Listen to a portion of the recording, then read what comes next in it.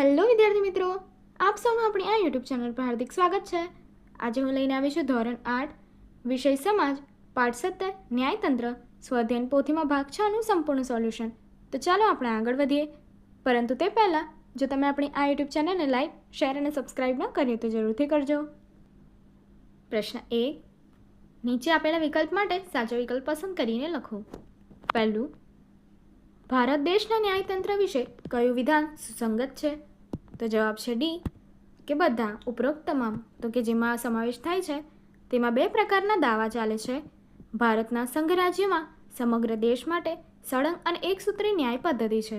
ન્યાયતંત્રની ટોચની અદાલત સર્વોચ્ચ અદાલત છે. ત્યારબાદ વિકલ્પ 2, જિલ્લા અદાલતના ન્યાયાધીશની નિમણૂક કોણ કરે છે? જવાબ છે એ, રાજ્યપાલ.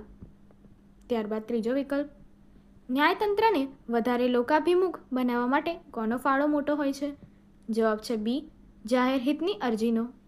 ત્યારબાદ ચોથો વિકલ્પ, અદાલતોમાં કેસોનું ભારણ ઘટાડવા માટે કાયદા વિભાગ દ્વારા કઈ અદાલતોની રચના થયેલી છે? જવાબ છે સી, લોક અદાલતોની. પાંચમો વિકલ્પ, ભારતના બંધારણમાં કોની સ્વાયત્તાનું રક્ષણ કરવામાં આવ્યું છે? જવાબ છે સી, ન્યાયતંત્રનું. ત્યારબાદ છઠ્ઠો વિકલ્પ, કેશવાનંદ ભારતી કેસના ચુકાદામાં સર્વોચ્ચ અદાલતે નાગરિકોની કઈ બાબતના રક્ષણની વાત કરી હતી? જવાબ છે બી, મૂળભૂત હકોની. ત્યારબાદ સાતમું, અદાલતના નિર્ણય કે ચુકાદા વિરુદ્ધ સર્વોચ્ચ અદાલતમાં અપીલ થઈ શકતી નથી. જવાબ છે બી, લશ્કરી અદાલતના. ત્યારબાદ આઠમો વિકલ્પ, અદાલતો માટે કઈ અદાલતે આપેલા ચુકાદા કે નિર્ણય કાયમી દસ્તાવેજ ગણાય છે? જવાબ છે સી, સર્વોચ્ચ અદાલત. ત્યારબાદ નવમું, સર્વોચ્ચ અદાલતના ન્યાયાધીશોને હોદ્દા પરથી દૂર કરવાની પ્રક્રિયા શું કહેવામાં આવે છે? તો જવાબ છે એ, મહાભિયોગ. આગળ 10મું, કઈ અદાલતના ચુકાદા ભારતની કોઈ પણ અદાલતમાં પડકારી શકાતા નથી? તો જવાબ છે ડી, સર્વોચ્ચ અદાલતના. આગળ પ્રશ્ન 2, ખાલી જગ્યા પૂરો. તો જોઈએ.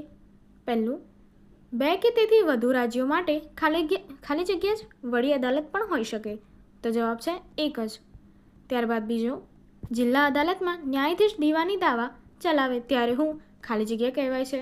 તો જવાબ છે જિલ્લા ન્યાયાધીશ. ત્રીજું, વડી અદાલતના મુખ્ય ન્યાયાધીશની નિમણૂક ખાલી જગ્યા કરે છે? તો જવાબ છે રાષ્ટ્રપતિ કરે છે. ચોથું, વડી અદાલતના મુખ્ય ન્યાયાધીશને રાજ્યના ખાલી જગ્યા અથવા તેમણે આ સંબંધમાં નિમાયેલ વ્યક્તિ શપથ લેવડાવે છે? તો જવાબ છે રાજ્યપાલ. પાંચમું, સર્વોચ્ચ અદાલતના વરિષ્ઠ ન્યાયાધીશની નિમણૂક સામાન્ય રીતે ખાલી જગ્યાના ધોરણે થાય છે? તો જવાબ છે વરિષ્ઠતાના ધોરણે. ત્યારબાદ છઠ્ઠું, સર્વોચ્ચ અદાલતના ન્યાયાધીશોને હોદ્દા પરથી દૂર કરવાની 2/3 પ્રક્રિયા વિધિ ખાલી જગ્યા કહેવાય છે? તો જવાબ છે મહાભિયોગ. સાતમું, સર્વોચ્ચ અદાલત ખાલી જગ્યાના અર્થઘટન માટે થયેલા ચુકાદા પરની અપીલો સાંભળે છે? તો જવાબ છે બંધારણના અર્થઘટન માટે. આગળનો પ્રશ્ન જોઈએ. પ્રશ્ન 3, નીચે આપેલા વિધાન ખરા છે કે ખોટા તે જણાવો. તો ચાલો જોઈએ. પહેલું, મકાન, જમીન કે અન્ય સંપત્તિના હક અંગેના દાવાઓ ફોજદારી દાવા કહેવાય છે? વિધાન ખોટું છે. બીજું, ભારતના ન્યાયતંત્રમાં સૌથી ટોચના સ્થાને વડી અદાલત છે? વિધાન ખોટું છે. ત્રીજું, દરેક જિલ્લામાં દીવાની અને ફોજદારી અદાલત હોય છે? વિધાન સાચું છે. ચોથું, ગુજરાત રાજ્યની વડી અદાલત ગાંધીનગરમાં આવેલી છે? વિધાન ખોટું છે. પાંચમું, આપણા દેશનું ન્યાયતંત્ર કેન્દ્ર અને રાજ્ય સરકારોની સત્તાની મર્યાદા નક્કી કરે છે? વિધાન સાચું છે. છઠ્ઠું, વડી અદાલત તેની તાબાની અદાલતો અને સર્વોચ્ચ અદાલતને જોડતી કડીરૂપ સ્થાન ધરાવે છે? તો વિધાન સાચું છે. સાતમું, એક રાજ્ય માટે 2 વડી અદાલતો હોઈ શકે છે? વિધાન ખોટું છે. અને આઠમું, ભારતની બધી વડી અદાલતના ન્યાયાધીશોની સંખ્યા એક સરખી હોય છે? તો કે વિધાન ખોટું છે. ત્યારબાદ પ્રશ્ન 4, ખોટો શબ્દ છેકી વિધાન ફરીથી લખો. તો આપણે જોઈએ. પહેલું વિધાન, સર્વોચ્ચ અદાલત વડી અદાલત અથવા વડી અદાલતનો ચુકાદો દેશની અન્ય તમામ અદાલતો માટે બંધનકર્તા છે? તો ખોટો શબ્દ વડી અદાલતોને છેકતા આપણું વાક્ય બનશે, સર્વોચ્ચ અદાલતનો ચુકાદો દેશની અન્ય તમામ અદાલતો માટે બંધનકર્તા છે. તે જ રીતે બીજા વાક્ય માટે, રાજ્ય માટે હાઈકોર્ટ નજીરી અદાલત ગણાય છે? ત્રીજું, ભારતના ન્યાયતંત્રની ટોચ ઉપર સર્વોચ્ચ અદાલત છે. અને ચોથું, ન્યાયિક એટલે કે જ્યુડિશિયલ મેજિસ્ટ્રેટે આપેલા ચુકાદા વિરુદ્ધ જિલ્લા અદાલતમાં અપીલ કરી શકાય છે. ત્યારબાદ આગળનો પ્રશ્ન 5, પારિભાષિક શબ્દો લખો. તો ચાલો જોઈએ. પહેલો શબ્દ આપ્યો છે લોક અદાલત. લોક અદાલત એ સામાન્ય લોકોના નાના મોટા વિવાદોની ઝડપી અને સસ્તો નિકાલ કરવા માટે રચાયેલ ન્યાય વ્યવસ્થા છે. અહીં બંને પક્ષોની સંમતિથી સમાધાન દ્વારા નિર્ણય લેવાય છે. બીજો શબ્દ આપ્યો છે મહાભિયોગ.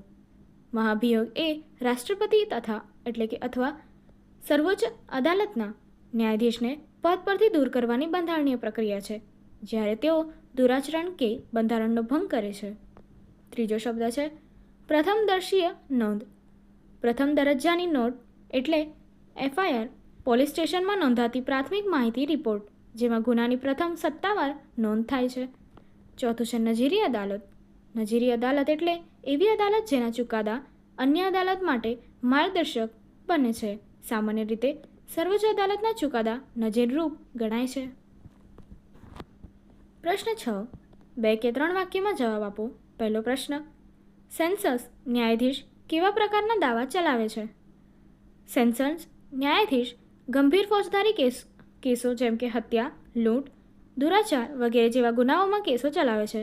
તેઓ ગંભીર ગુનાઓમાં સજા ફટકારે છે. બીજો પ્રશ્ન, સર્વોચ્ચ અદાલતના ન્યાયાધીશને હોદ્દા પરથી બરતરફ કરવાની પ્રક્રિયા સમજાવો. સર્વોચ્ચ અદાલતના ન્યાયાધીશને દૂર કરવા માટે સંસદમાં મહાભિયોગની પ્રક્રિયા હાથ ધરવામાં આવે છે. બંને ગૃહોમાં વિશેષ બહુમતીથી ઠરાવ પસાર થાય છે. ત્યારે જ રાષ્ટ્રપતિ તેમને પદ પરથી દૂર કરે છે. ત્રીજું, સુઓ મોટો કોને કહે છે? જ્યારે અદાલત કોઈ વ્યક્તિની અરજી વગર પોતાની ઈચ્છાથી જ કોઈ મુદ્દા પર કાર્યવાહી કરે છે તો તેને સુઓ મોટો કહેવામાં આવે છે. ચોથું, ગોપનીયતાના અધિકારોનું રક્ષણ એ કયા કેસ દ્વારા ઠરાવ્યું હતું? જવાબ, ગોપનીયતાના અધિકારનું રક્ષણ સર્વોચ્ચ અદાલતે પુત્તસ્વામી કેસ દ્વારા કર્યું હતું. આ ચુકાદામાં ગોપનીયતાને મૂળભૂત અધિકાર તરીકે માન્યતા આપવામાં આવી. પ્રશ્ન 7, પ્રશ્નોના જવાબ આપો.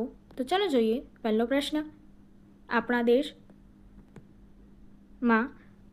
કયા પ્રકારના દાવા અંગે ન્યાય આપવામાં આવે છે?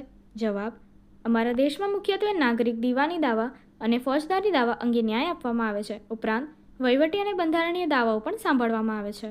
બીજો પ્રશ્ન, દેશના નાગરિકોને ન્યાય આપવા માટે કઈ અદાલતોની સ્થાપના કરવામાં આવી છે? જવાબ, નાગરિકોને ન્યાય આપવા માટે તળિયાની અદાલતો, જિલ્લા અદાલત, વડી અદાલત, હાઈકોર્ટ અને સર્વોચ્ચ અદાલતની સ્થાપના કરવામાં આવી છે. ત્રીજું, ભારતના સંઘરાજ્યમાં સમગ્ર દેશ માટે કેવા પ્રકારની ન્યાય પદ્ધતિ છે?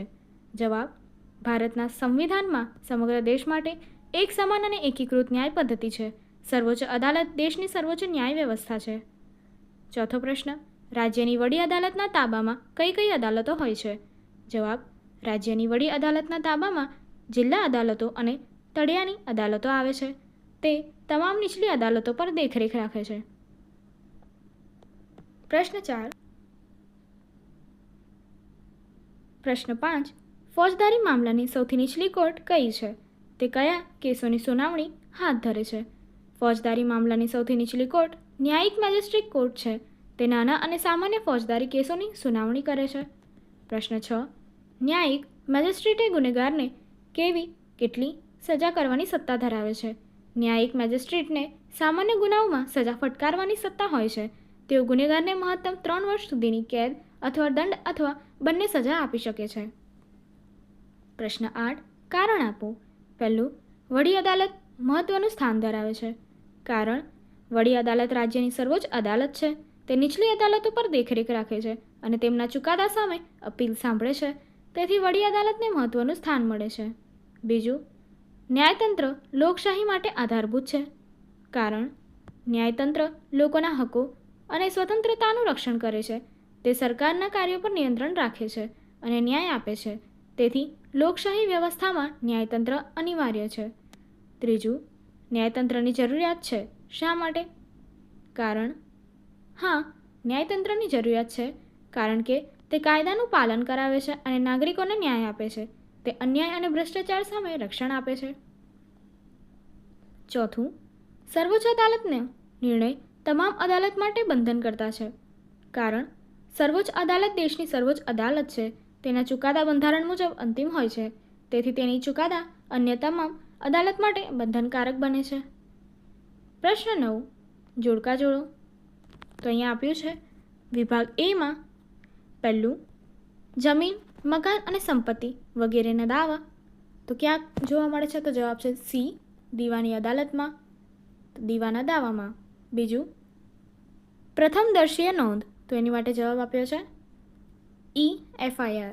ત્રીજું ઝડપી અને બિનખર્ચાળ ન્યાય, તેની માટે આપ્યો છે જવાબ બી, લોક અદાલત. અને ચોથું ચોરી, ખૂન, લૂંટફાટ વગેરેના દાવા, તો એની માટે જવાબ આપ્યો છે એ, ફોજદારી દાવા. આગળનો પ્રશ્ન જોઈએ. પ્રશ્ન 10. ટૂંક નોંધ લખો. પહેલો સર્વોચ્ચ અદાલત. સર્વોચ્ચ અદાલત ભારતની સૌથી ઊંચી ન્યાય સંસ્થા છે. તેનું મુખ્ય મથક નવી દિલ્હીમાં આવેલું છે. તે દેશની તમામ અદાલતો પર સર્વોચ્ચ સત્તા ધરાવે છે. તેના ચુકાદા અન્ય તમામ અદાલત માટે બંધનકારક હોય છે. તે બંધારણનું રક્ષણ કરે છે અને તેના અર્થની વ્યાખ્યા કરે છે. નાગરિકોના મૂળભૂત અધિકારોનું રક્ષણ પણ કરે છે. તેનું મૂળ અપીલ અને સલાહકાર અધિકાર ક્ષેત્ર પ્રાપ્ત હોય છે. લોકશાહીમાં તેની ભૂમિકા ખૂબ મહત્વપૂર્ણ છે. બીજું છે ન્યાયતંત્રની સ્વતંત્રતા. ન્યાયતંત્રની સ્વતંત્રતા એટલે અદાલતો સરકારના દબાણથી મુક્ત હોય, ન્યાયાધીશ નિષ્પક્ષ રીતે અને સ્વતંત્રપણે નિર્ણય આપે, તેમને સરળતાથી પદ પરથી દૂર કરી શકાય નહીં, તેમના વેતન અને સુવિધાઓ કાયદાથી સુરક્ષિત હોય છે. આ સ્વતંત્રતા નાગરિકોના હકોનું રક્ષણ કરે છે. તે સરકારના ગેરકાયદેસર પગલાં પર નિયંત્રણ રાખે છે. લોકશાહી વ્યવસ્થામાં ન્યાયતંત્રની સ્વતંત્રતા અત્યંત આવશ્યક હોય છે. ત્યારબાદ પ્રશ્ન 11. ન્યાયતંત્રનું માળખું દોરી તેના વિશે સમજાવો. તો પહેલું આવશે સર્વોચ્ચ અદાલત, ત્યારબાદ આવશે વડી અદાલત, ત્યારબાદ આવશે જિલ્લા અદાલત અને સૌથી છેલ્લે તાલુકા અદાલત. તો સમજૂતી જોઈએ. ભારતમાં ન્યાયતંત્ર એકીકૃત અને પાયાદાર માળખાવાળું છે. સૌથી નીચે તાલુકા અદાલત હોય છે, જ્યાં નાના કેસોની સુનાવણી થાય છે. તેના પર જિલ્લા અદાલત આવે છે, જે જિલ્લા સ્તરે ન્યાય આપે છે. જિલ્લા અદાલતો ઉપર રાજ્યની વડી અદાલત, હાઈકોર્ટ કાર્ય કરે છે. વડી અદાલત રાજ્યની તમામ નીચલી અદાલતો પર દેખરેખ રાખે છે. સૌથી ઉપર સર્વોચ્ચ અદાલત હોય છે, જે દેશની સર્વોચ્ચ ન્યાય સંસ્થા છે. તેના ચુકાદા સમગ્ર દેશની અદાલતો માટે બંધનકારક હોય છે. આ રીતે ન્યાયતંત્ર તબક્કાવાર ગોઠવાયેલું હોય છે. આગળની એક્ટિવિટી જોવા માટે અહીં આપેલી એન્ડ સ્ક્રીન પર ક્લિક કરો. Thank you.